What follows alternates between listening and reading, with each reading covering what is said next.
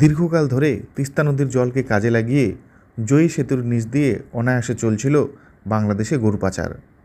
গত সোমবার গরু পাচারের অভিযোগে হলদিবাড়ি থানার পুলিশ গ্রেপ্তার করে পারমেঘলিগঞ্জ গ্রাম পঞ্চায়েতের বাসিন্দা আলম রহমানকে।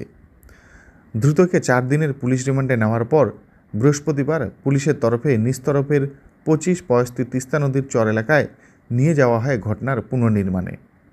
তিস্তা নদীর বুকে গরু ভাসিয়ে কীভাবে বাংলাদেশে গরু পাচার করা হয় তা দেখানোর ব্যবস্থা করা হয়।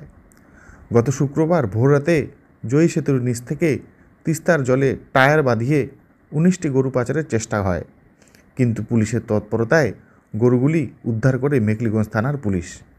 ঘটনার পরে গ্রেপ্তার করা হয় আলম রহমানকে।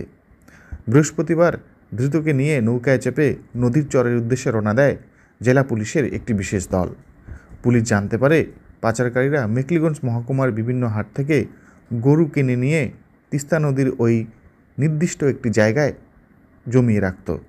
পরে রাতের অন্ধকারে সেই সব গরু টায়ারের সঙ্গে বেঁধে দেওয়া হতো। এরপর গরুগুলি তিস্তা নদীতে ছেড়ে দেওয়া হতো। জলের স্রোতে ভারত বাংলাদেশ সীমান্ত অনায়াসে অতিক্রম করে গরুগুলি বাংলাদেশে ঢুকে যেত। যদিও গরুর সঙ্গে 2-1 লোক থাকত, বাংলাদেশিরা সেসব গরু জল থেকে উদ্ধার করে নিয়ে যেত।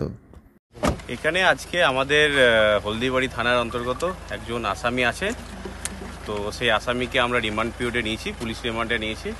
4 দিনের পুলিশ রিমান্ডে আছে এবং সেই রিমান্ড পিরিয়ডে উনি যে ক্রাইম করেছেন সেই ক্রাইমের একটা রিকনস্ট্রাকশন আমরা করেছি। তো উনি যে বাংলাদেশি পাচারকারীর মধ্যে যুক্ত আছেন এবং বিভিন্ন আরও অনেক কাজকর্মের সাথে যুক্ত আছেন। তো আমরা সেই পুরো যে ক্রাইমটা উনি কোন রাস্তা ধরে কিভাবে ইন্ডিয়া এবং বাংলাদেশের মাধ্যমে যে পাচার করা, স্মাগলিং করা এই কাজগুলো করছেন সেইগুলোর আমরা একটা পুরো রিকনস্ট্রাকশন করেছি ক্রাইমটা। স্বাধীনতা দিবস উপলক্ষে আমাদের পুরো কুচবিহার জেলা জুড়েই পুলিশের যে নিরাপত্তা ব্যবস্থা সেটা পর্যাপ্ত পরিমাণে আমরা রেখেছি। পুলিশের প্যাট্রোলিং চলছে এবং বিভিন্ন জায়গাতে আমরা পুলিশ পিকেটিং করছি এবং তাছাড়াও প্লেন ফ্লোতে যে পুলিশের ব্যবস্থা থাকে সেগুলো আমরা রেখেছি এবং আশা করি আমরা কালকে যে দিনটা খুব শান্তিপূর্ণভাবে এবং আনন্দ সহকারে কাটাতে পারবো।